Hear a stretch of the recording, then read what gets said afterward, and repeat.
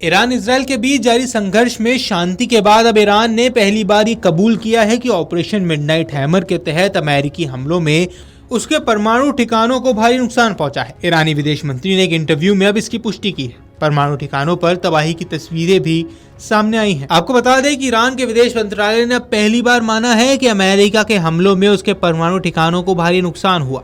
मंत्रालय के प्रवक्ता इस्माइल बादेई ने बुधवार को कहा कि यह पक्का है कि हमारे परमाणु ठिकानों को भारी नुकसान पहुंचा है। हालांकि उन्होंने परमाणु केंद्रों की स्थिति और नुकसान की और अधिक जानकारी देने से साफ इनकार कर दिया है। अमेरिकी सेना ने अपने B-2 स्टेल्थ बम वर्षक विमानों को भेजा था, जिन्होंने ईरान के 3 परमाणु केंद्रों नतांज, फोर्डो और इस्फहान पर बंकर बस्टर बम गिराए थे। पहले इस तरह की रिपोर्टों में सामने आया कि अमेरिका ने हमलों में ईरान के परमाणु कार्यक्रम को बहुत गंभीर नुकसान पहुंचाया या लगभग खत्म कर दिया है।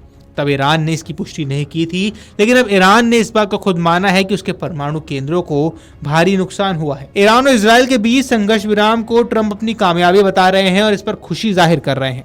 हैग में पत्रकारों से बातचीत के दौरान ट्रंप ने कहा कि इजराइल के हमलों में शामिल होने का उनका फैसला संघर्ष खत्म करने वाला था, जिससे उन्होंने सभी की जीत बताई। ट्रंप ने अमेरिकी रक्षा खुफिया एजेंसी की प्रारंभिक रिपोर्ट को खारिज करते हुए कहा कि उसके नतीजे निर्णायक नहीं है।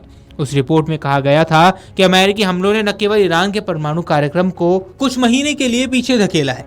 पत्रकारों से बात करते हुए उन्होंने कहा कि खुफिया जानकारी बहुत अनिर्णायक थी। खुफिया रिपोर्ट कहती है कि हमें पता नहीं, यह बहुत गंभीर हो सकता है। उन्होंने कहा कि यह बहुत गंभीर था, यह विनाश था। ईरान का परमाणु कार्यक्रम दशकों पीछे चला गया है। ट्रंप ने भी ये भरोसा जताया कि तेहरान फिर से अपने परमाणु केंद्रों को बनाने की कोशिश नहीं करेगा, बल्कि समझौते के लिए कूटनीतिक रास्ता अपनाएगा। साथ ही कहा कि मैं आपको बताता हूं कि वे सब कुछ समृद्ध करने के लिए आखिर चीज चाहते हैं, वे ठीक होना चाहते हैं। वहीं अमेरिका ने रविवार के तड़के सुबह ईरान के खिलाफ एक बेहद गुप्त और बड़ी सैन्य कार्रवाई की थी।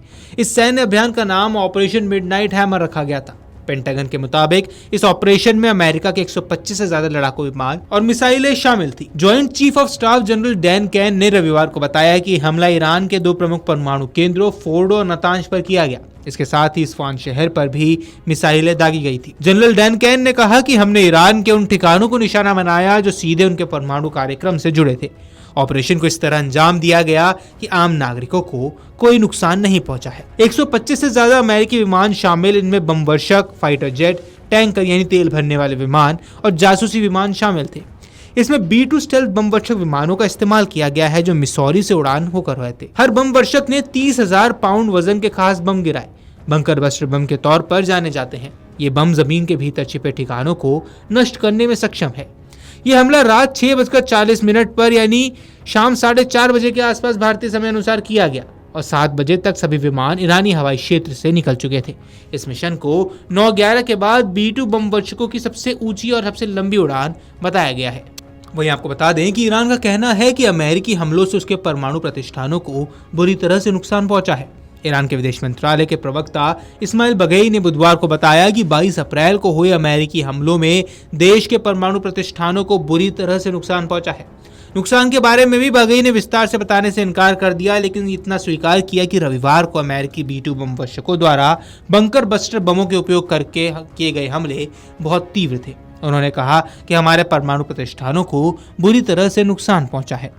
गौरतलब है कि ईरान की तरफ से आई अब इस टिप्पणी ने काफी कुछ साफ कर दिया है। जहां एक तरफ अमेरिका की खुफिया एजेंसी का ये दावा है कि ईरान के परमाणु ठिकानों पर हमला करके भी उतनी तबाही नहीं हुई है, वहीं ईरान के द्वारा दी गई अब इस टिप्पणी से ये बात साफ हो गई है कि ईरान के परमाणु कार्यक्रम को काफी ज्यादा नुकसान जरूर पहुंचा है। वीडियो डेस्क अमरउजाला.com। अगर आप ये वीडियो YouTube पर देख रहे हैं तो हमारे चैनल को सब्सक्राइब कर बेल आइकन दबाएं और Facebook पर देख रहे हैं तो हमारे पेज को लाइक करें।